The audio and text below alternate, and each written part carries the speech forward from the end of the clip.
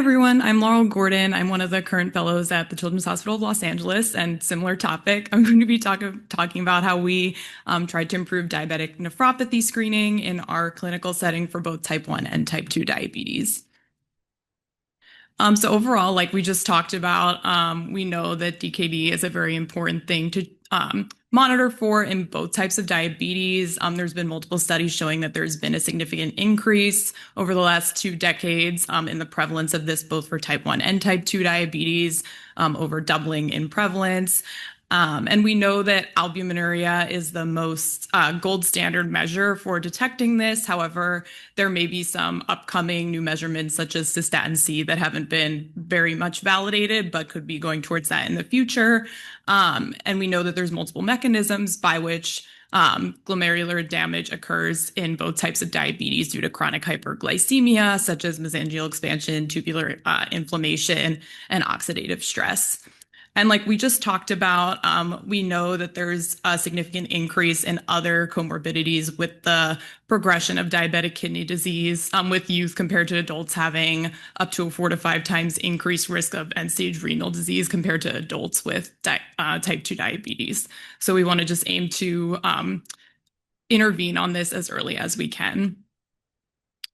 So as I'm sure all of us know, recommendations differ between type 1 and type 2 diabetes for when we start doing screening for diabetic nephropathy, because in type 2 diabetes, it's more of an insidious process, and there's thought to have been years of chronic inflammation and metabolic syndrome that could already be kind of contributing to this, whereas type 1, there's been little evidence to show that there's any kidney damage before 5 years after diagnosis. So it is just things as a reminder that we always recommend that it's collected as a first morning void, which we'll talk about might be a difficult barrier for a lot of patients. And then also it's recommended to confirm the presence of microalbuminuria with at least 2 out of 3 positive samples over a 6-month period. If patients are known to have confirmed this, then it's recommended to optimize treatment with glycemic control and optimize blood pressure for about 6 months. But then if the microalbuminuria continues, then you can consider additional interventions such as an ACE inhibitor, which some people might be comfortable initiating on their own, but some might prefer, to refer to other specialties like nephrology for further management of that. So we just started by creating a survey for our providers. We do have a pretty large amount, I think, compared to most places, of nurse practitioners and physicians. So we just kind of got whoever we were able to get to complete the initial survey. So we asked about both knowledge questions about current screening guidelines for type 1 and type 2 diabetes for diabetic nephropathy, and then also just more in terms of the timing of samples, when samples would need to be repeated, and overall criteria of number of samples for which they would meet criteria for diabetic nephropathy.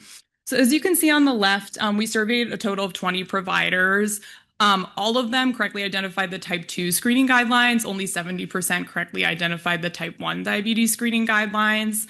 40% selected the correct criteria for time frame and number of samples for youth to meet criteria, while 70% selected the correct criteria for repeat sampling. And then we also just asked about relative practices in terms of when providers were starting an ACE inhibitor, when they were referring to nephrology, what they were considering a positive sample, and a lot of those responses varied widely. And then on the right, we did a just baseline chart review. We use Cerner, so unfortunately there's a lot of limitations in what we're able to do with our EMR for this, but we just randomly selected patients with either type of diabetes that recently had a urine sample obtained to check for microalbuminuria, and then what percentage of those had a repeat sample obtained within 6 months if they had an abnormal initial sample. So for type 1 diabetes, about 30% had an abnormal sample, and of those, only about a third had a repeat sample obtained within 6 months. For type 2, as you may expect, there was a greater percentage of patients who had an abnormal sample, and providers were better at, and patients were better at having a repeat sample obtained within 6 months. So it was about 2/3 of those patients compared to 1/3 for type 1 diabetes. So this is just the fishbone diagram emphasizing some of the common barriers. A lot of them, I'm sure you also have experienced, but I think in terms of things that, we might have a little bit more control over are our provider awareness on screening guidelines and remembering to order urine microalbumin, as well as just the educational aspect of talking to patients about why this is important, how to collect a first morning void, because patients might not understand that or know the significance of that. Um, Again, like many of us share, we do obviously not every patient is able to come in the morning for an appointment, so that might limit our ability to collect a first morning void compared to a lot of the other screening labs for type 2 diabetes that can be done. Most can be done at any time. And then again, we also have high no-show rates, which prevents urine collection, and then just patients forgetting to remember to get their urine done at home, even if we do give them a urine cup to take home with them. So our specific aims were to improve from the knowledge aspect, to improve the percentage of providers who were able to select the correct timeframe for initiation of screening in type 1 diabetes, the timeframe for repeat sample collection, the number of repeat samples needed for diagnosis within 3 months to 90 and 75% respectively. And then from the clinical aspect, to improve the percentage of patients with an elevated urine albumin to creatinine ratio who had a repeat sample obtained within 6 months, to 50% for type 1 diabetes and 80% for type 2 diabetes.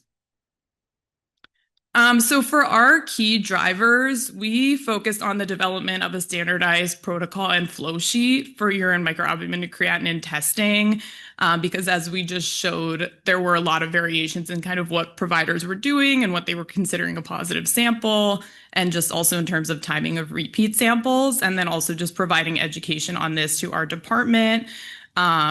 Mainly, this is what we focused on for this because it seems like this is something that we can control and kind of get regular feedback on from our department in terms of things that might be missing or things that might be clarified to further help both them and patients, as hopefully this will also help them remember more frequently and screen more, which will create new points of conversation as well.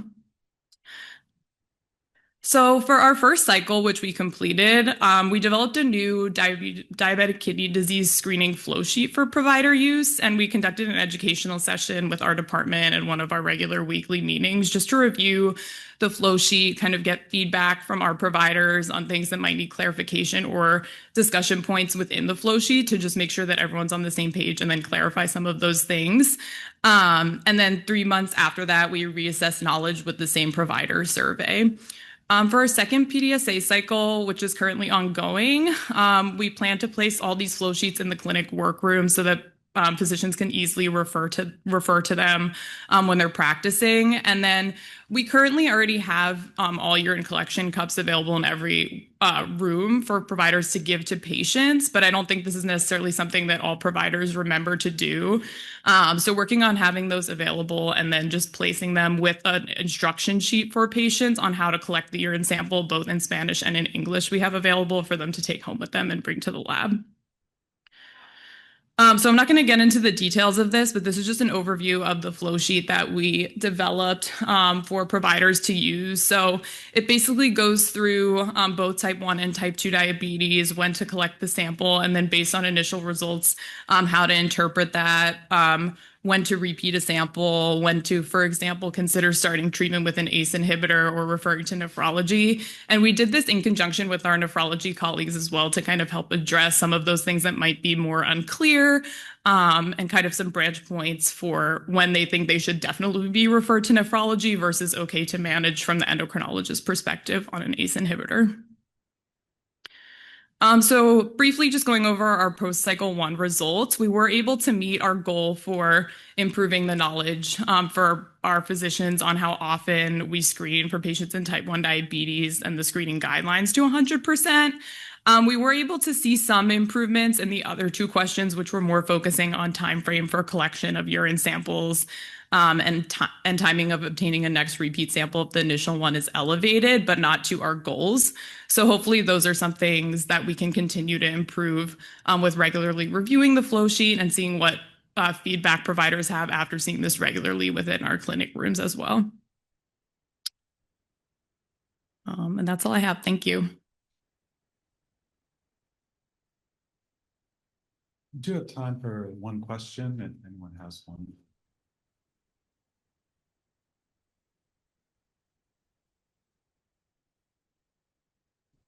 I apologize for asking so many questions. I was curious about that next step with the ACE inhibitor.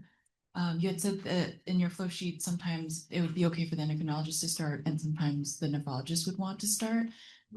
Is it a simple thing that you can explain, or would it require more?